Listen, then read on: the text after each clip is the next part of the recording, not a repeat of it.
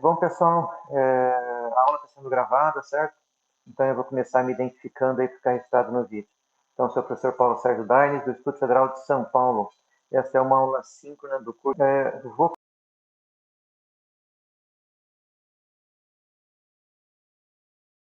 começar aí a nossa aula, então, compartilhando aí a minha tela e vamos dar uma olhada no Moodle, certo? Para a gente rever ali como o material está organizado.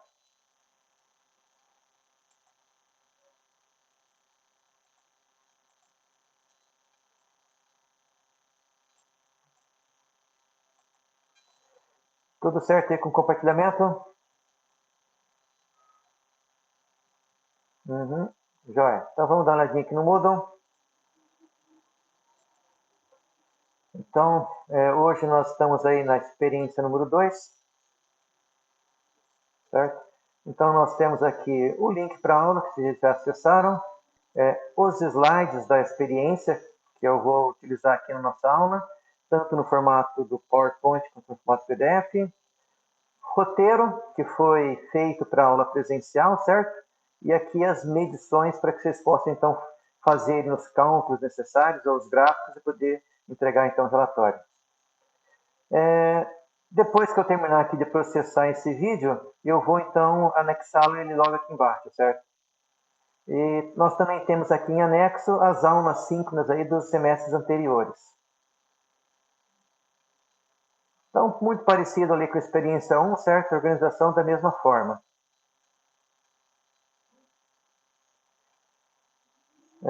Vamos então começar os nossos slides aí, nós vamos nos basear na nossa aula, né?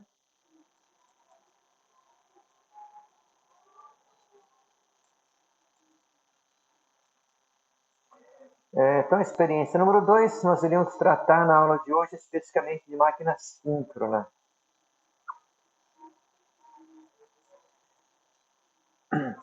Bom, então o estator da nossa máquina síncrona, ele, como a gente já viu na aula passada, ele é trifásico, certo? Então nós temos as fases A, B e C.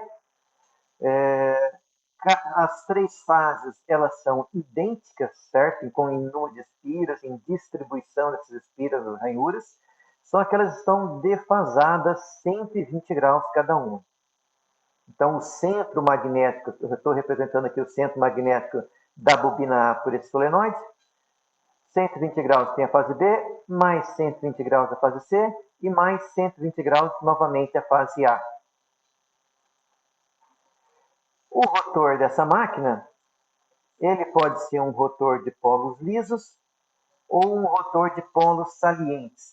Em ambos os casos, o rotor é monofásico, certo? Eu tenho uma única bobina aqui, certo?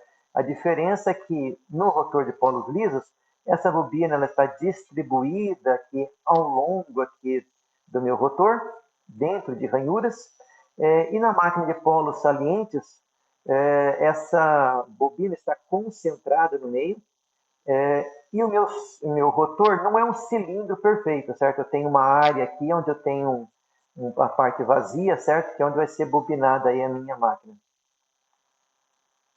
Então, diferença básica então da máquina com rotor de polos lisos e de polos salientes é que polos lisos ele é um rotor, ele é um cilindro perfeito, certo? Com a minha bobina distribuída aqui em ranhuras no rotor.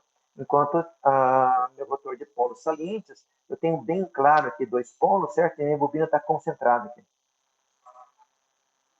É claro que aqui no meio tem um eixo, né? Então a minha bobina vai estar dividida em duas, certo? Uma mais na parte de cima e outra mais na parte de baixo.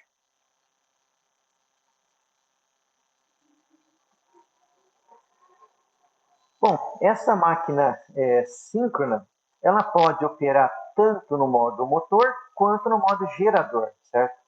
Mas ela é mais utilizada como gerador. O rotor ele precisa ser alimentado com tensão DC. Então, apesar de ser uma máquina de campo girante, nós vamos ter tensão AC no estator e tensão DC no rotor. Então, temos ambos os terminais, certo? Terminais do rotor e terminal do estator. Terminal do estator é trifásico, terminal do rotor monofásico. O rotor, então, é alimentado com tensão contínua. Se essa máquina estiver girando, ou seja, se eu tiver alguma fonte de energia mecânica conectada no eixo para forçar que essa máquina gire, vai surgir tensões alternadas, ou eu também posso alimentar com tensão alternada, nós vamos ver os dois casos. O rotor, ele não está envolvido diretamente na conversão de energia, certo? Então, a potência envolvida aqui no circuito rotor, ela é muito baixa. Em geral, a gente desconsidera essa potência. E é através do circuito do estator que vai ser feita, então, a conversão de energia, certo? Então, dependendo se ela trabalha em modo motor ou gerador, essa potência pode ser fornecida ou absorvida da rede elétrica. Essa potência, então, se for fornecida, ela vai ser fornecida para o eixo. Se for o eixo que estiver fornecendo potência, ela vai ser devolvida para a rede elétrica. Tendo potência, eu vou ter um torque eletromagnético, que dependendo da máquina trabalhando como motor ou como gerador, ele pode ter o mesmo sentido ou o sentido oposto da velocidade. E temos também um torque mecânico externo, que também, dependendo aí se a máquina opera como motor, como gerador, ele pode ter o mesmo sentido ou o sentido oposto. Nós também temos o torque de atrito, que eu não estou representando, né, que ele sempre é uma carga aí para o eixo. E também temos, então, a energia reativa. Então, essa máquina ela pode fornecer ou absorver energia reativa.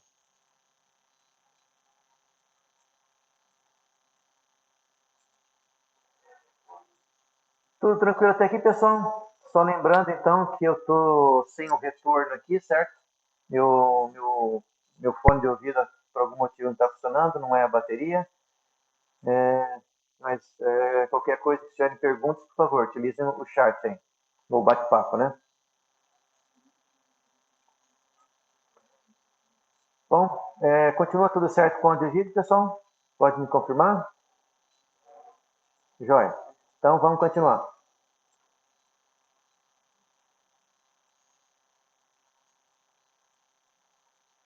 Bom, vamos ver então a máquina funcionando como gerador. Então, para a máquina operar como gerador, ela vai então fornecer potência elétrica para a rede. Essa potência elétrica precisa vir de algum lugar, certo? Então, quem vai fornecer torque e potência para girar o eixo da máquina vai ser uma fonte mecânica externa.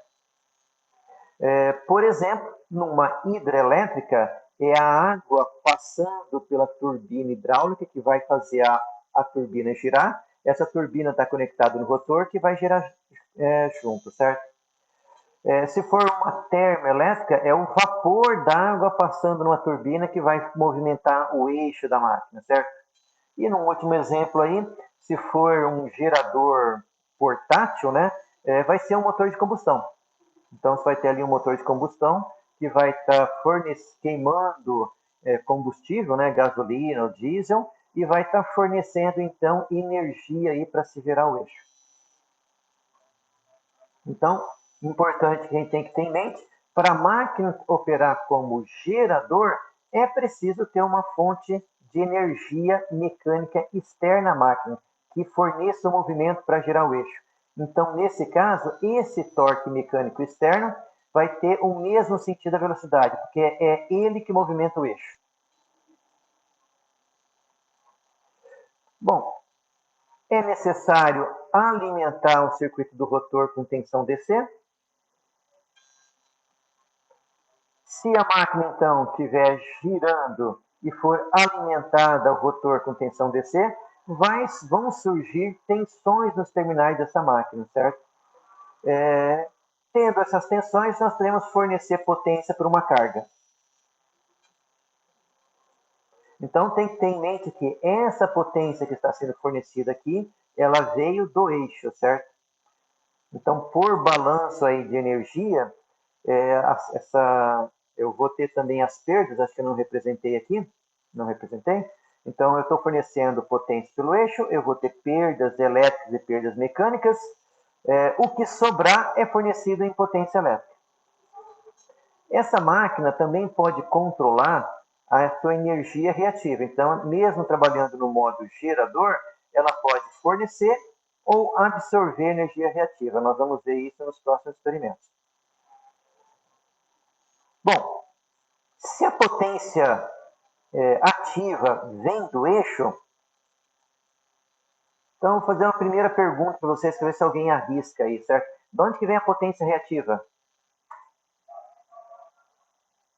Por balanço de energia, a conservação de energia, né? A potência que entrar no eixo, ela vai fornecer todas as perdas da máquina, algumas perdas mecânicas, outras perdas elétricas, e o que sobrar vai estar disponível nos terminais elétricos, certo? Para fornecer para alguma carga.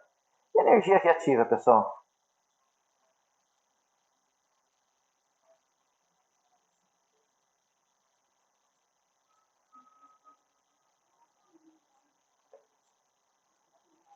Uhum. Tem sentido, Fábio. Eu gosto de falar que a energia reativa, na verdade, ela é imaginária, certo? Ela não é uma energia real. Matematicamente ela é imaginária e eu diria que literalmente ela também é, tá?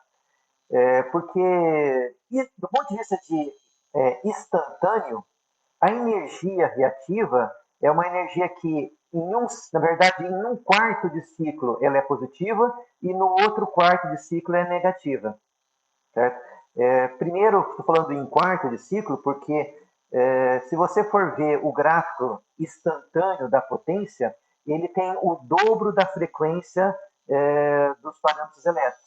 Certo? Então, se eu estou alimentando ali a minha máquina com tensão de 60 Hz, a corrente vai ter 60 Hz, mas a potência vai ter o dobro dessa frequência, que é uma frequência de 120 Hz. Então, essa energia, deixa eu ver, o Daniel escreveu alguma coisa também, o motor vai tender a frear com a corrente. Não com a corrente reativa, certo? Então, vamos supor que eu não estou fornecendo potência ativa zero, minha máquina rodando a vazio, certo? Mas estou fornecendo energia reativa. E se eu estiver medindo o valor instantâneo da potência, vocês vão ver que essa potência reativa dá uma média nula. Então, ele é um valor senoidal com média nula, certo? Ou seja, você tem corrente passando pelos terminais da máquina, mesmo com potência ativa nula, certo? Então, essa potência reativa é uma potência que, em um ciclo elétrico ou em meio ciclo elétrico, ela tem uma média zero, certo?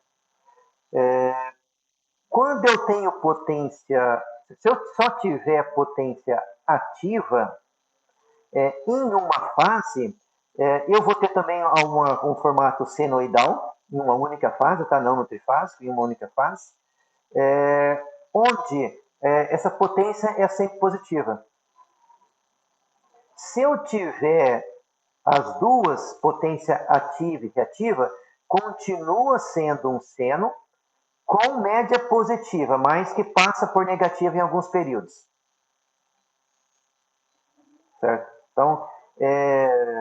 Então tenham assim, em mente que potência reativa é um ente matemático e que só existe no circuito elétrico, certo? Não tem sentido falar em potência reativa mecânica. E essa potência reativa é uma potência que num semiciclo é fornecida e no outro semiciclo é absorvida, certo? A diferença entre potência reativa capacitiva ou indutiva, né, depende se no primeiro semiciclo eu estou fornecendo ou absorvendo.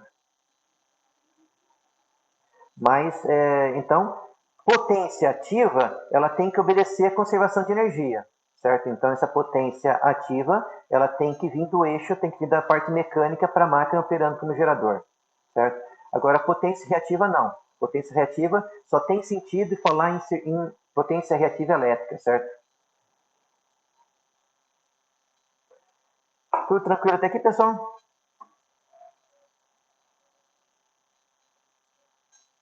Uhum. Tá joia, então.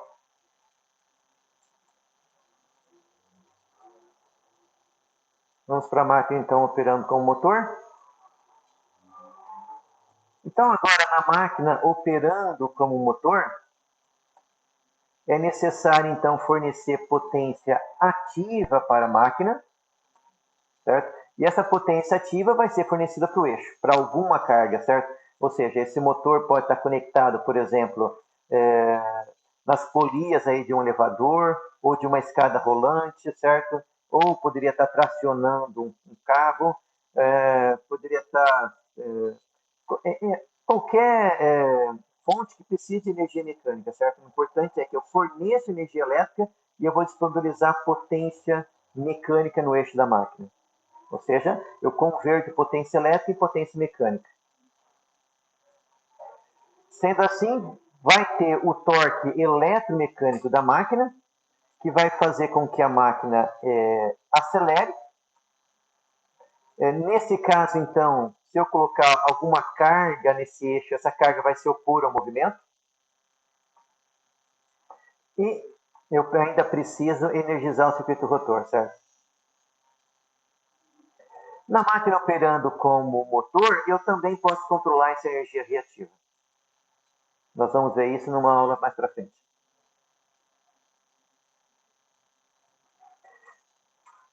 Bom, no nosso laboratório, para fornecer energia mecânica ou para absorver essa energia mecânica, nós temos uma máquina de corrente contínua que está conectada no mesmo eixo, certo? Eu acho que deve ter uma figura aí na sequência. Então, nós utilizamos essa máquina de corrente contínua para servir ou como fonte mecânica para o nosso motor de indução trifásico, ou para servir de carga, quero dizer, ou para servir de fonte de energia mecânica para a máquina operando como gerador, ou para servir de carga com a máquina operando como motor. Então, o sentido aqui da potência elétrica vai me indicar se a minha máquina está operando como motor ou como gerador. A energia reativa ela pode ser controlada nos dois casos, certo?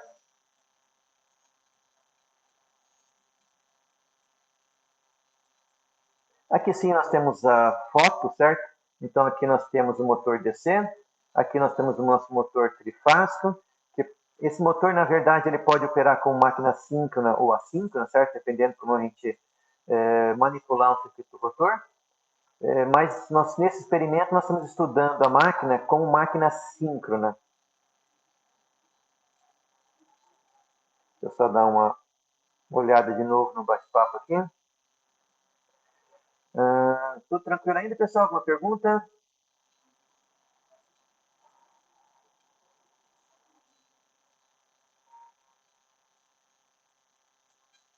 Uhum. Tá, joia. Vamos continuando, então. Eu tenho mais alguém digitando? Não?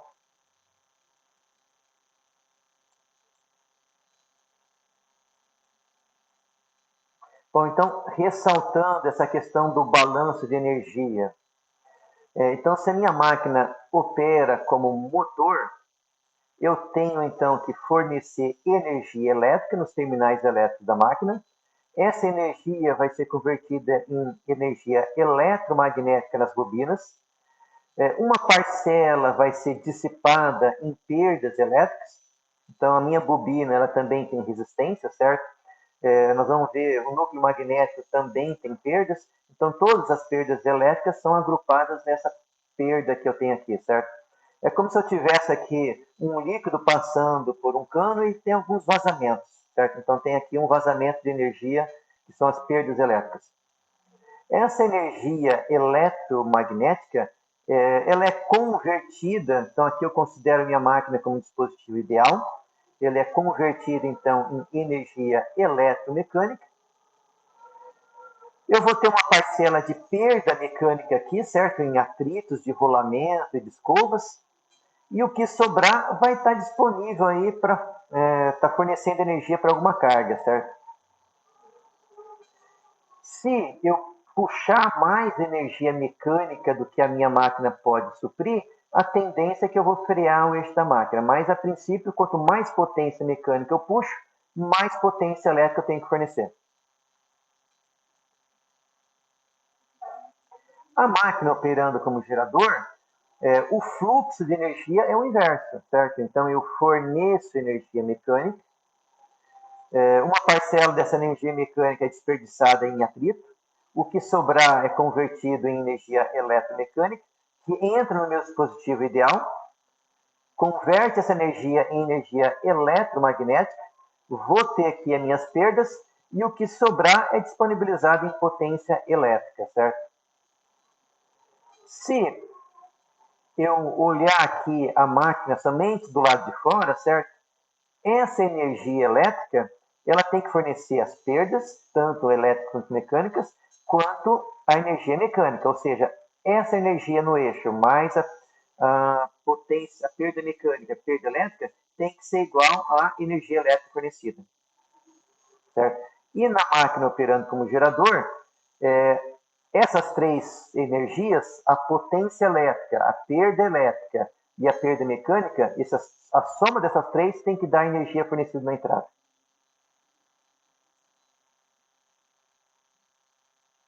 Do ponto de vista mecânico, para a máquina operando como motor, então quem fornece energia para girar o eixo é o torque eletromagnético. Então, o torque eletromagnético da máquina e velocidade tem o mesmo sentido. Qualquer coisa que eu coloque no eixo, ou seja, a carga, né, a torque de carga, vai se opor ao movimento. Para a máquina operando como gerador, quem fornece energia para gerar um eixo, ou seja, que tem o mesmo sentido da velocidade, é esse torque mecânico externo. O meu torque eletromagnético do meu gerador, ele vai se opor ao movimento do eixo, certo? Então, o meu gerador, ele é uma carga para o eixo. Bom, a equação que me rege esse movimento, certo? É uma equação análoga ali à equação da força de Newton, né? Mas como isso aqui é movimento de rotação, em vez de ter massa vezes aceleração, eu tenho aqui coeficiente de inércia vezes aceleração angular. Ele tem que ser igual, em vez de somatório de forças, somatório de torques. Como no modo motor é o torque eletromagnético que fornece movimento, então o torque eletromagnético entra aqui nessa equação com positivo. E o torque de carga, ele se opõe, é negativo. Já para a máquina operando como gerador, quem é positivo aqui na equação é o torque mecânico externo. Então, essas duas grandezas têm o mesmo sentido. Já o meu torque eletromagnético do gerador, ele se opõe ao movimento.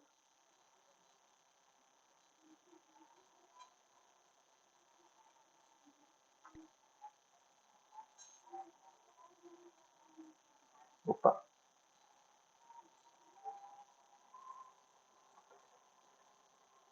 Continua tudo certo, pessoal? Tudo certo com o áudio e vídeo?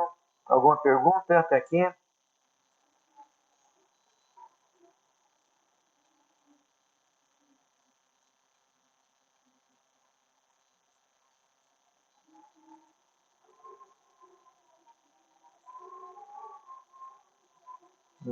Jóia, pessoal.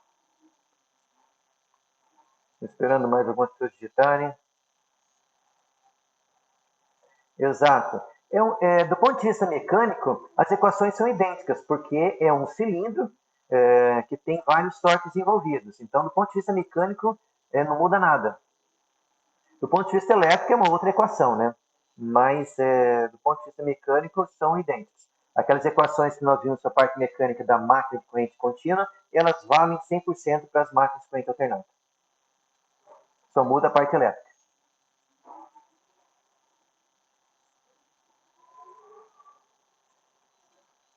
Bom, pessoal, então vamos avançando um pouco mais.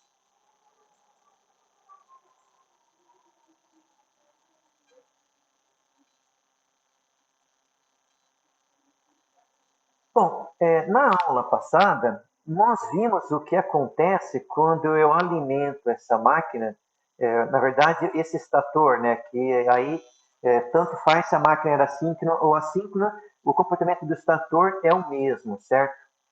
Então, nós vimos que quando eu alimento com tensões trifásicas e tenho correntes trifásicas, isso me gerava um fluxo girante aqui na máquina, certo? Então, eu tenho três fases que estão defasadas espacialmente.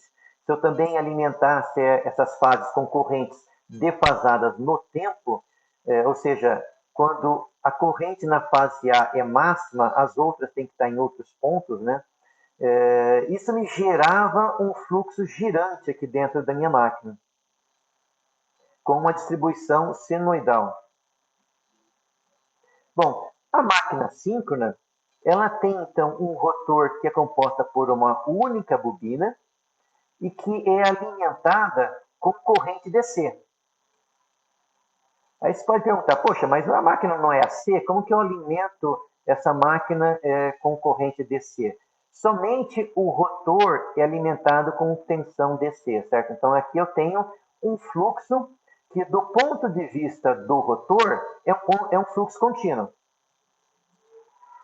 certo? Só que esse rotor, ele vai estar girando, certo?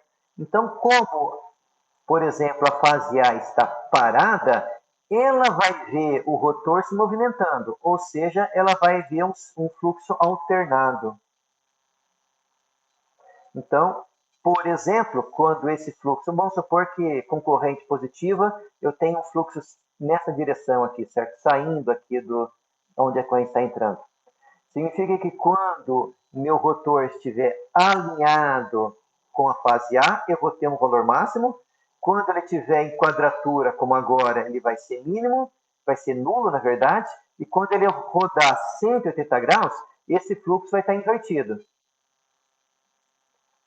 Andou mais 90 graus, ficou em quadratura novamente e voltou a ser nulo. Então, o fluxo que cada uma das fases enxerga é um fluxo variável, porque o rotor vai estar girando. Então, quando o meu rotor estiver alinhado com a fase A, esse fluxo vai ser máximo. Aqui nós estamos falando de tensão, né? Então, na verdade, como nós vamos ver que a tensão é derivada do fluxo, então nessa posição, quando o fluxo é mínimo, é zero, a tensão é máxima. Então, como cada fase está defasado 120 graus, o valor do máximo dos seus fluxos também vai estar defasado 120 graus de tempo. Certo? Se as três fases estivessem no mesmo ponto, elas teriam uma tensão também todas em fase, mas como elas estão defasadas no espaço, essas tensões também estão defasadas no tempo.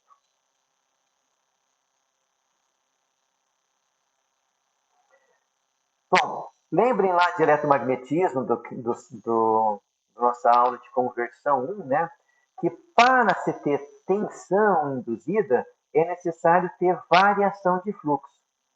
Então, a tensão induzida é o número de espiras vezes a variação do fluxo. Então, eu tenho um fluxo gerado pelo rotor. Se o meu rotor estiver girando, cada uma das minhas fases vai ver um fluxo alternado. Se a distribuição desse fluxo tiver um formato senoidal, então eu tenho aqui um fluxo máximo e uma distribuição senoidal aqui ao longo do rotor. Quando eu, então, derivo isso aqui, eu chego à conclusão que a tensão é cossenoidal. Certo? Se eu derivo o seno, eu tenho o cosseno. O valor máximo da tensão, quando eu derivo seno de ômega t, eu tenho ômega cosseno de ômega t. Então, eu tenho aqui, multiplicando o valor máximo do fluxo, a frequência e o número de espiras que vem aqui da forma da tensão, certo? Então, esse é o valor da amplitude máxima. Então, quanto mais rápido girar a minha máquina, maior vai ser essa tensão. Quanto mais espiras também, e quanto maior for o fluxo, também. Esse fluxo, o valor máximo dele, é controlado pela corrente. Quanto maior a corrente, maior o valor do módulo aqui do fluxo, certo? Da amplitude do fluxo. Então, se eu aumentar a frequência de rotação, ou se eu aumentar a corrente que eu estou alimentando o rotor, eu vou estar aumentando a tensão.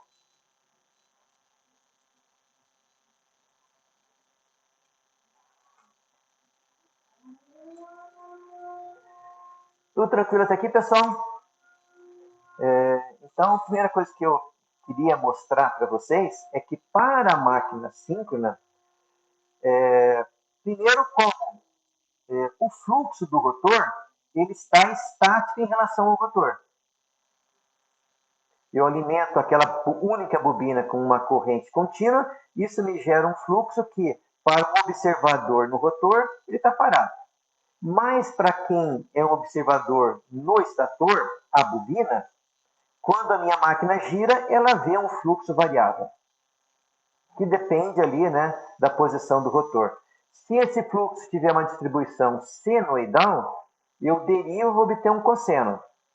Ah, mas se não for um seno, né? Na verdade não vai ser, né? A gente já viu que vai ser uma onda quadrada. A gente considera somente a componente fundamental,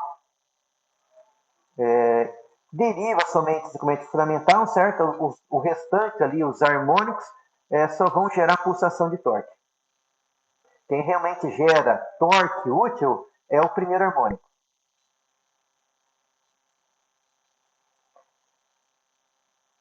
Tudo certo até aqui, pessoal?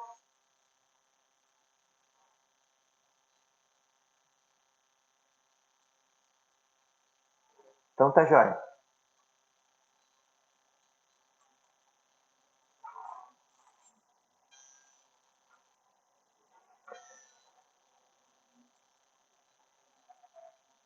Uhum. Então, novamente, eu tenho aqui meu estator trifásico. A nossa máquina do nosso laboratório é um rotor de polos lisos trifásico, certo? A gente pode, com esse rotor, emular um rotor monofásico. Para fazer isso, nós curto-circuitamos a fase C e B e aplico uma tensão DC da fase A para o valor que eu curto-circuitei, para os terminais que eu curto-circuitei, C e B. Certo? Dessa forma, eu consigo, com um estator trifásico, emular um monofásico para uma máquina síncrona. Isso foi feito dessa forma porque nos dá mais flexibilidade, certo? Com o rotor trifásico, eu consigo fazer outros experimentos aí e não preciso ficar trocando o rotor da máquina, certo? Eu posso, com essa configuração, emular aí um rotor monofásico de polos lisos para minha máquina operar como síncrona.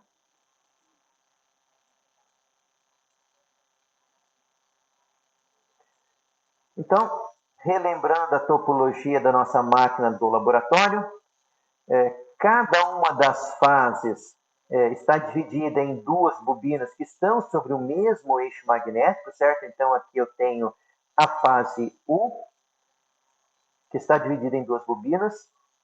A fase V também está dividida sobre duas bobinas no mesmo eixo magnético. E mais 120 graus a fase W, também dividida aí em duas bobinas, certo? Nós vamos ver mais para frente que esse modelo da máquina, aí, cada fase dividida em duas turbinas, também é feito dessa forma para dar mais flexibilidade para a gente fazer vários experimentos diferentes, várias conexões diferentes.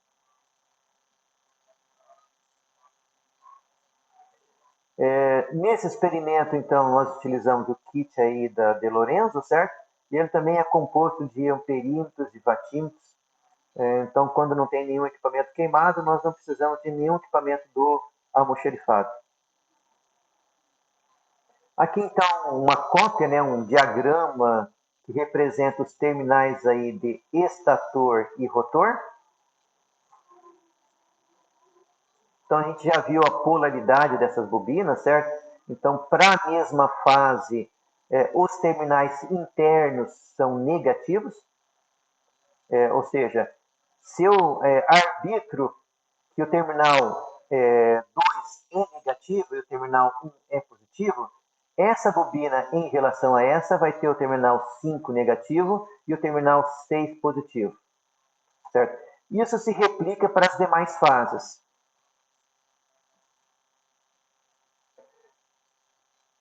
O rotor, ele tem a configuração em estrela, certo? Ele não tem liberdade de mexer no rotor.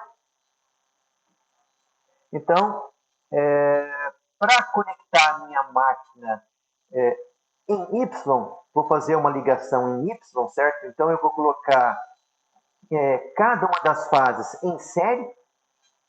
Então, eu tenho aqui a bobina positiva, eu vou entrar com a corrente na bobina positiva, ela sai pela negativa, ela tem que entrar pela positiva da próxima. Então, eu replico isso de novo, a fase U, replico para a fase V e para a fase W. Sempre terminal 2 no 6, para as 3 fases. Se eu quero fazer ligação em estrela, eu tenho que pegar o terminal negativo das 3 fases e fazer um nó, certo? Um barramento aqui. Por fim, a alimentação vai ser feita no terminal 1 de cada uma das fases.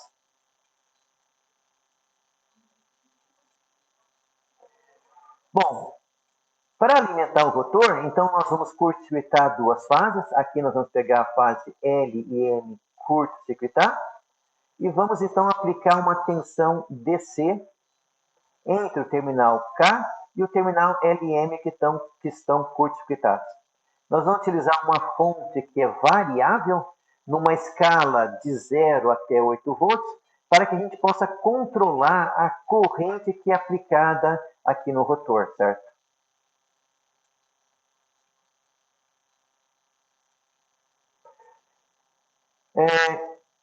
Bom, do ponto de vista externo da minha máquina, certo? Então, eu tenho aqui as ligações internas.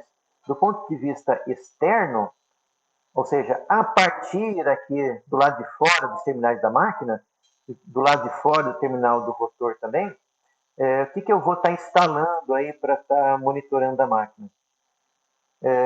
Basicamente, nós vamos estar, então, medindo corrente e medindo tensão. Então, corrente de fase e tensão de linha, certo? Eu podia, se nós quiséssemos, medir tensão de fase, mas vamos medir tensão de linha. Nesse experimento, a minha máquina vai operar como gerador, certo? Que nós queremos demonstrar como varia essa tensão se a gente variar a corrente que passa pelo rotor e se a gente também variar a velocidade da máquina. Nós vamos ver como que se altera essa tensão aqui. Vamos fazer isso com a máquina a vazio. Então, um gerador a vazio é um gerador que não tem nada conectado aqui nos seus terminais, certo? Mas nós também vamos colocar carga. Alguma carga elétrica, no nosso caso aqui vão ser somente resistências, que nós vamos conectar aqui no terminal da máquina para poder, então, puxar a potência desse gerador, certo?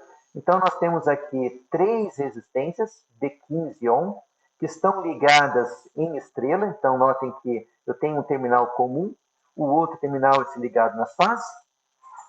E eu tenho aqui um botão que eu posso, então, fechar essas 3 chaves aqui simultaneamente.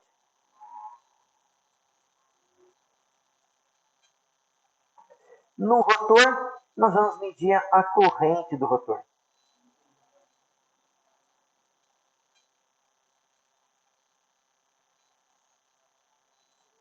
Bom, para que a minha máquina opere como gerador, eu preciso então de uma fonte de energia mecânica externa.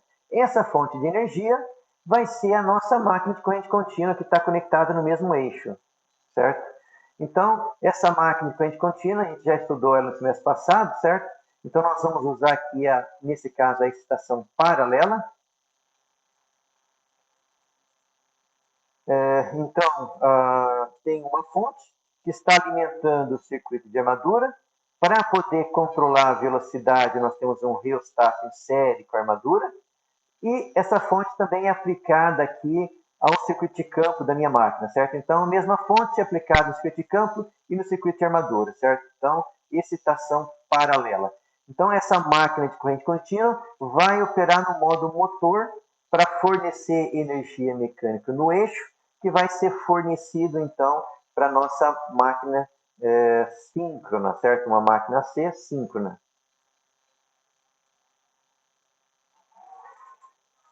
Bom, nós fazemos 3 ensaios, 2 a vazio, onde nós vamos variar a rotação, e um terceiro com carga numa das rotações selecionadas, certo? Então, essa rotação de 2.700 é feita a vazio e com carga. E a rotação 3.500 somente a vazio. Então, lembrando, o que é a vazio? A vazio é não ter nada conectado na saída da minha máquina. Como a máquina está operando com um gerador, as saídas são os terminais elétricos. Então, um gerador operando a vazio não tem nada conectado no seu terminal. Gerador operando com carga, eu vou ter, então, algum dispositivo elétrico conectado. No nosso caso, vão ser resistências. Poderia ser um motor, poderia ser, então, qualquer outra carga trifásica.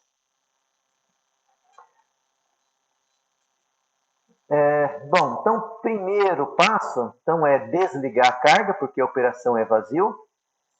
Como a minha máquina está operando como gerador, quem fornece energia mecânica é o motor de corrente contínua. Então, eu tenho que ligar o motor de corrente contínua, ajustar a sua velocidade em 2.700. Nós fazemos isso aí através do rheostato. Deixamos a tensão na escala de 32 volts. E, através, então, da minha fonte conectada no rotor da máquina síncrona, eu vario a corrente de alimentação de 0 até 4 amperes em passos aí de 1 em 1 ampere. Então, eu ajusto a corrente em 0, 1, 2, 3 e 4 amperes. Em cada um dos casos, eu meço tensão e corrente do estator da minha máquina e também a corrente do rotor, certo? Esse valor que eu estou ajustando. Como a máquina está operando a vazio, obviamente a corrente do estator é 0. Nós vamos ver isso nas medidas, certo? Bom, feito esse ensaio, tirado todas as medidas, nós vamos então agora mudar a escala de tensão da minha máquina de corrente contínua. Vamos colocar 42 volts. Então, nós vamos conseguir fazer com que essa máquina opere em 3.500 RPM. Novamente, nós vamos então variar a corrente do rotor de 0 até 4 amperes e vamos de novo medir tensão, corrente, tensão e corrente do estator e corrente do rotor. De novo, máquina operando a vazio, essa corrente é nula. Nós vamos ver isso na tabela com as medidas. O terceiro e último ensaio, nós voltamos para a condição de 2.700 RPM. Como que eu faço isso? Eu mexo de novo na escala aqui da tensão de alimentação da minha máquina de corrente contínua, ajusto o rheostato, certo? Como eu vou variar a carga, agora eu tenho uma carga conectada no meu estator, ela vai puxar potência elétrica, certo? Então, eventualmente, para poder manter essa velocidade constante, a gente tem que sempre ficar mudando o rheostato para conseguir manter a velocidade constante, certo? Vario a corrente de 0 até 3 amperes, porque não vou até 4, para não puxar muita potência elétrica dessa máquina. Ela não é uma máquina muito robusta, certo? Uma máquina aí de acadêmica, né, para laboratório. Então, a gente tenta limitar um pouquinho a potência máxima que a gente está fornecendo. E, de novo, agora sim eu vou ter corrente no estator, certo? Então, meço tensão e corrente do estator e meço também a corrente do rotor. O que eu gostaria, então, que vocês façam no relatório, tendo as medidas, né? Um gráfico da tensão versus corrente do rotor para as duas velocidades. Fica melhor para nós observarmos que vocês coloquem esses dois gráficos na mesma curva, certo? Melhor, essas duas curvas no mesmo gráfico. Porque fica melhor a visualização, certo? Nós vamos ver que quando eu aumento a velocidade, para a mesma corrente, a tensão é maior. Vocês também vão fazer um gráfico, então nós temos curva de 2.700 a vazio e com carga, certo? Então, 2.700 nós temos duas curvas. Então, eu quero que vocês coloquem a curva a vazio e a curva com carga no mesmo gráfico. De novo, para ver o que acontece com a tensão do meu gerador quando eu aplico uma carga. Então, para poder comparar melhor, eu gostaria que essas duas curvas ficassem no mesmo gráfico. Então, você tem que fazer dois gráficos, certo? Um gráfico com as duas curvas a vazio, em velocidades diferentes, e um segundo gráfico com as curvas da mesma velocidade, a vazio e com carga.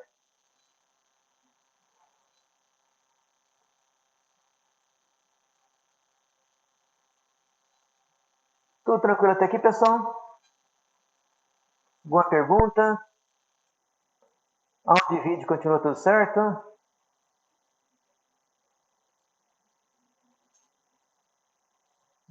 Jóia, pessoal. Eu vou então abrir ali tanto o roteiro, certo? Quanto as medidas, para a gente dar uma olhadinha e fazer uma análise. Vamos voltar aqui para o Moodle. Então, aqui nós temos o roteiro.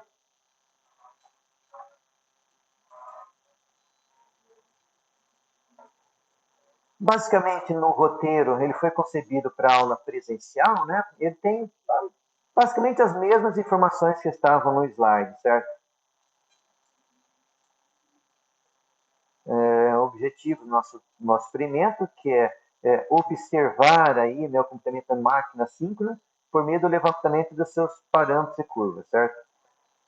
Equipamento que a gente precisa, procedimento, então aqui nós temos como então está conectando aqui as bobinas do estator e do rotor. Aqui tem um probleminha que eu preciso arrumar, que na verdade é de 0 a 8 volts. Então aqui está conexões, né, da minha máquina, certo? Estator, rotor, nós já vimos isso no slide. Conexões da minha máquina de corrente contínua, que vai fornecer energia mecânica.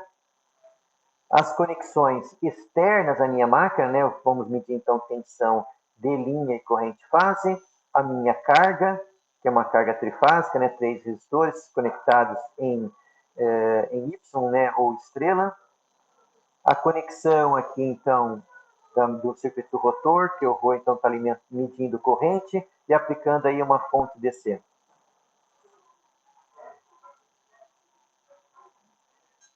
Os ensaios que nós vamos realizar, né? Então, ensaio vazio com rotações de 2.700, a vazio com rotação de 3.500 e com carga na rotação de 2.700.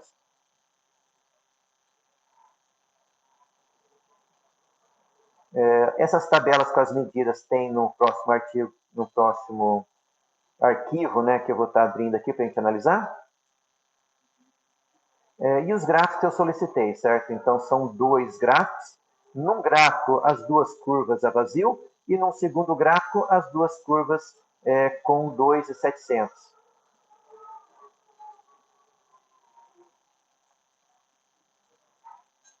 Bom, vamos ver então agora as medições.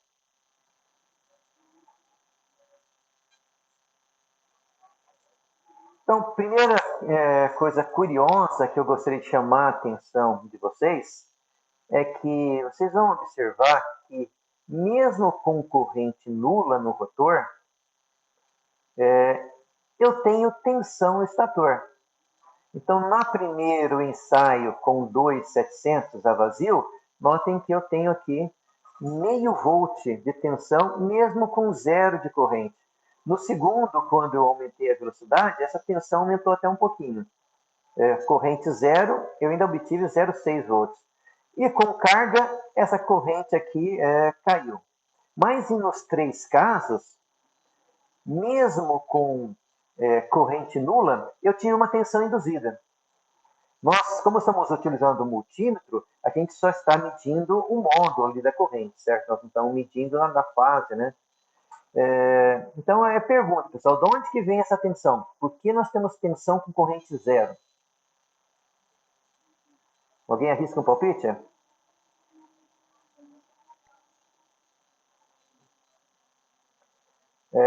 Vocês devem lembrar que quando nós fizemos esse ensaio com a máquina de corrente contínua, com corrente nula no espírito de campo, também surgiu uma tensão muito baixa. Certo? E a explicação para isso é que, como essa máquina já foi utilizada, existe um magnetismo residual no ferro do rotor. Certo? Então, devido a esse magnetismo residual, ele é um pequeno ímã, é um ímã muito fraco, mas ele é, certo? Então, se eu tenho um fluxo gerado por esse magnetismo residual, ele me gera uma tensão induzida quando a minha máquina está girando.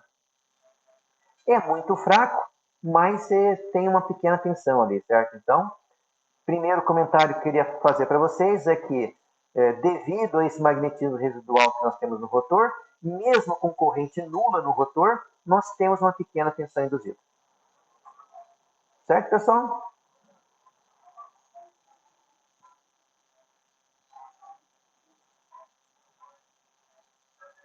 Tem alguém digitando? Deixa eu esperar um pouquinho.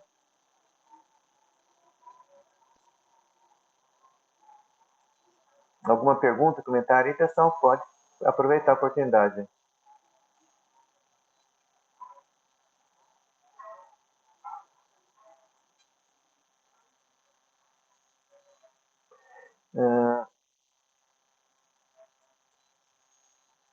Certo. Uhum.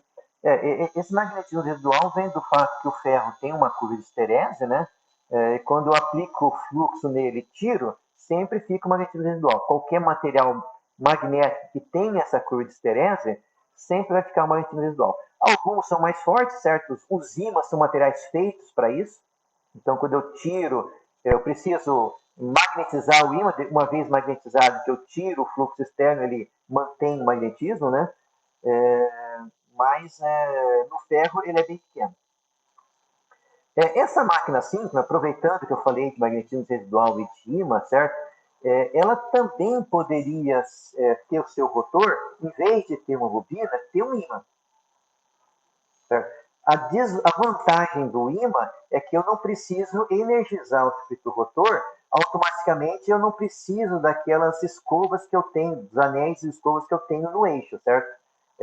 Então, esse fluxo é fornecido pelo ímã. A desvantagem é que eu não consigo controlar o nível desse fluxo, certo?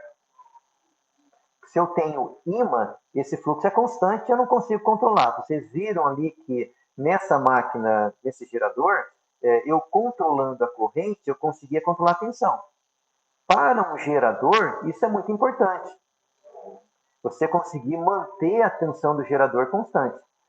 Vamos ver ali nas medidas que quando eu aplico carga, essa tensão cai.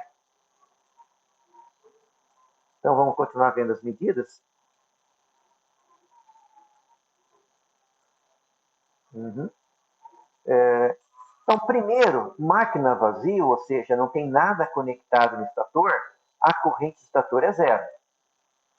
Certo? A vazio, máquina aberta, corrente do estator zero.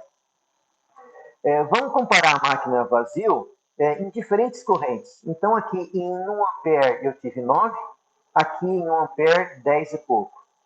Então, se vocês pegarem a mesma corrente, a máquina com maior velocidade tem maior tensão. Porque isso vem da fórmula que nós vimos da tensão induzida, que a gente já tinha estudado no semestre passado. Deixa eu ver se eu passei. Aqui, na verdade. Certo? Então, esse módulo da tensão induzida, ele depende, então, da frequência. Quanto mais rápido a minha máquina girar, maior é a tensão. E depende também do fluxo. O fluxo vai depender da corrente do rotor. Então, conforme nós aumentamos a corrente do rotor, nós vamos aumentando a tensão. Se a gente aumenta a velocidade, para a mesma corrente, vocês vão ver que para velocidade maior, tensão maior. Bom, vamos voltar então para a velocidade menor aqui, certo? E aplicamos agora uma carga nesse gerador. Então, quando eu aplico uma carga, notem que para a mesma corrente, essa tensão cai. Certo? Então, eu só fui aqui até 3 amperes para não puxar muita corrente, porque eu não queria puxar uma corrente maior que 1 ampere. Então a gente limitou aqui o ensaio e até 3 amperes no rotor, certo? Pergunta aí, por que essa tensão cai, né? Alguém arrisca um palpite?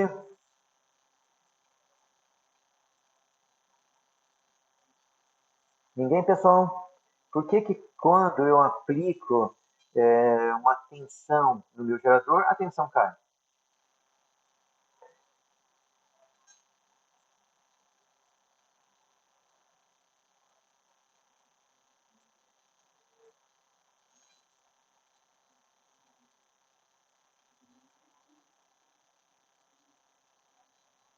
Não é bem isso, Fábio. Quando eu puxo potência elétrica da minha máquina, automaticamente. Exato, a questão está nas perdas realmente. Uma coisa está certa, quando eu começo a puxar mais potência elétrica, a tendência é o meu torque eletromagnético tentar frear o eixo. Só que nesse ensaio, a velocidade foi mantida. Então, toda vez que a minha máquina tentava frear o eixo, nós ajustávamos o rheostato para fazer com que a máquina acelerasse, ou seja, fornecesse mais potência. Então, ao longo do ensaio, a velocidade foi mantida. Mas instantaneamente isso acontece. Quando eu tento frear, eu vou ali na minha máquina, eu aumentei a corrente do rotor, automaticamente a potência eletromecânica aumentou. A minha máquina tende instantaneamente a frear o eixo. É, quem estava executando o teste observava que essa velocidade caía, ia lá no rheostato da minha máquina de corrente contínua e aumentava a velocidade, ou seja, aumentava o torque. Certo? Então, quanto maior a potência elétrica fornecida no terminal, maior tinha que ser o torque da minha fonte de energia mecânica para manter a velocidade constante. Isso foi feito ao longo do teste. Agora, toda fonte não controlada, certo? Isso vale para qualquer tipo de gerador e também vale para a tomada que nós temos em casa. Toda vez que eu puxo corrente elétrica, uma fonte não controlada, o modelo dela é uma fonte de ideal insere uma impedância. Então, as nossas bobinas do nosso gerador, ela possui uma reatância e uma resistência que nós calculamos na aula passada, certo? Quando a minha máquina está a vazio, a queda de tensão nessa impedância é zero. Conforme passa a corrente, eu passo a ter uma queda de tensão nessa impedância. Certo? Isso vale para o gerador, como vale também para a tomada que a gente tem em casa, certo? Hoje isso não é tão comum, mas bem antigamente, quando as lâmpadas eram incandescentes, né, era mais comum ter lâmpada incandescente, quando alguém liga o chuveiro em casa, em geral a luminosidade das lâmpadas caíam. Essas lâmpadas fluorescentes LED, elas compensam essas coisas, certo? Você não observa essa queda de tensão. Mas se você colocar um multímetro na tomada em casa, você vai observar que quando ligar o chuveiro, a tensão da casa vai cair. Certo? Principalmente se estiver na mesma fase do chuveiro, certo? Qualquer carga que você coloque, você está medindo a tensão, colocou uma carga um pouco mais elevada, vamos supor lá, é um secador de cabelo que puxa uns 1000 watts, um ferro que passa roupa, se você estiver medindo a tensão, você vai ver que a tensão vai cair um pouco, certo? Porque você tem toda a impedância do fio até a linha de distribuição, até o gerador, você vai ter uma queda de tensão, então. Certo? Então, isso aí, de novo, vale para qualquer fonte de tensão não controlada. Claro que essas fontes de laboratório de eletrônica, a tensão não cai porque ela tem um sistema de controle ali, certo? Quando a tua carga ali da fonte começa a puxar corrente, internamente ali a tua fonte controlada tem todo um circuito eletrônico para manter a tensão ali no terminal constante.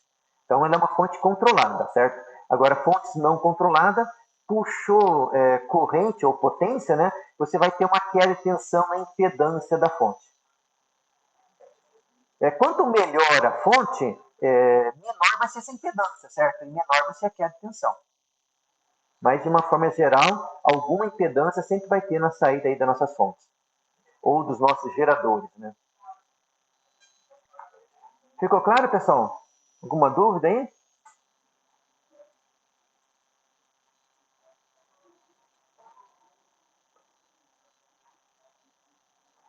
Uhum, tá joia. Alguma curiosidade, dúvidas?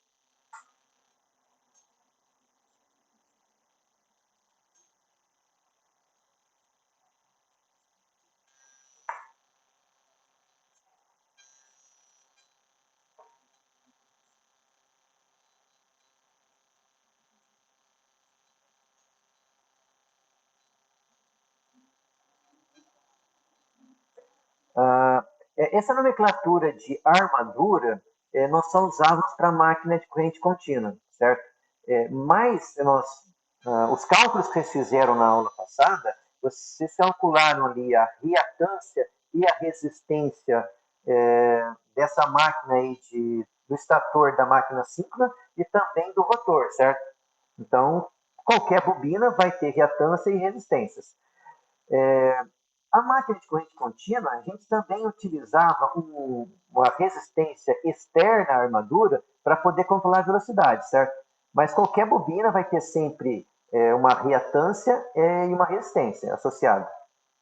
Bobina é um fio de cobre comprido, vai ter resistência, né? Está enrolado no núcleo magnético, vai ter uma indutância e uma reatância. Mas essa nomenclatura de armadura, realmente a gente só usava para máquina de corrente contínua. Aqui, para máquina síncrona, nós vamos utilizar estator e rotor sempre. Então, na verdade, para as máquinas trifásicas, certo? Nós sempre vamos utilizar a nomenclatura estator e rotor. Para a maior parte das máquinas trifásicas, o estator é idêntico.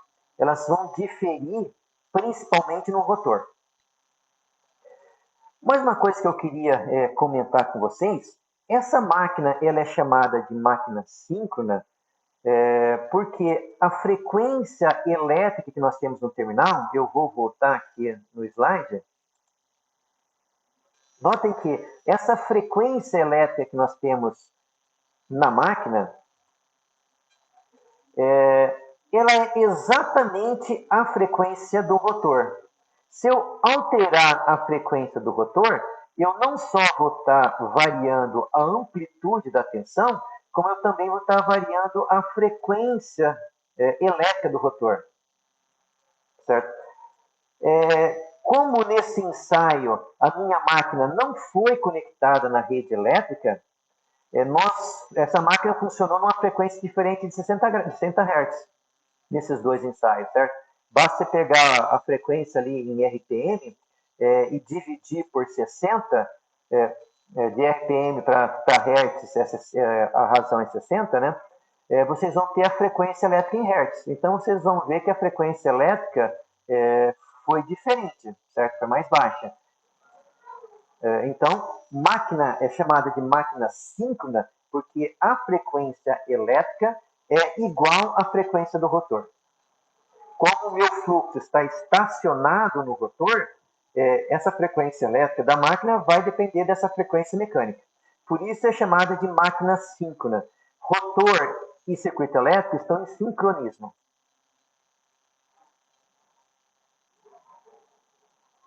Tranquilo, pessoal?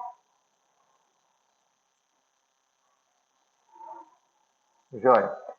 Aula que vem, nós vamos ver essa máquina agora não mais operando isolado, certo? Nessa aula, nesse experimento, a máquina operou isolado, por isso que nós podemos variar a frequência.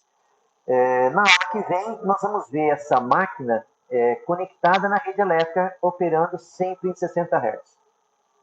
Mas isso, então, fica para a nossa próxima aula.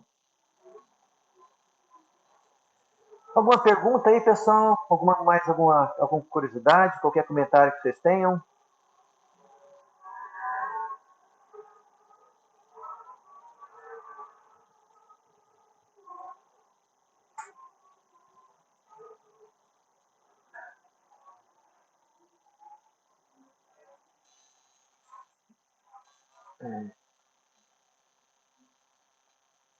Aguardar ali antes de dar uma olhadinha.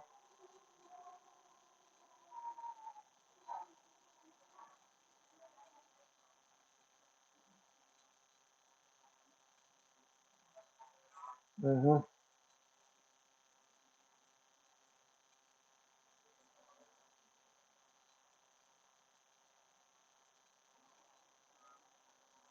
uhum. De uma máquina síncrona,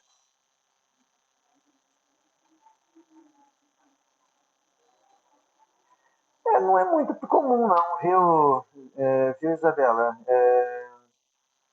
Essa comparação aí de armadura com, com estator e rotor não é muito comum não para máquina síncrona, nem para máquina CA, viu? Se você puder depois me mandar de qual livro você tirou, eu fiquei curioso aí também.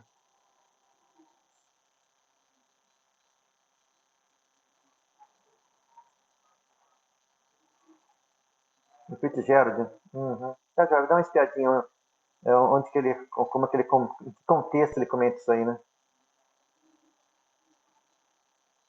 Tá, joia, eu vou dar uma olhada então.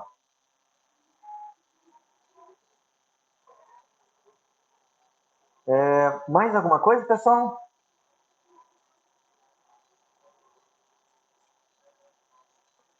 Bom, então se vocês não tiverem aí mais nenhuma pergunta, né, nenhum comentário, esse era o material então que eu tinha aí para a aula de hoje. Vamos estar então aí encerrando a aula, certo? E voltamos aí a conversar aí na semana que vem, então.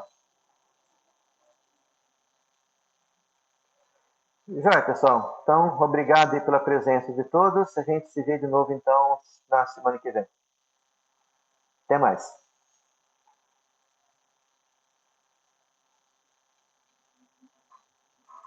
Boa tarde para todo mundo.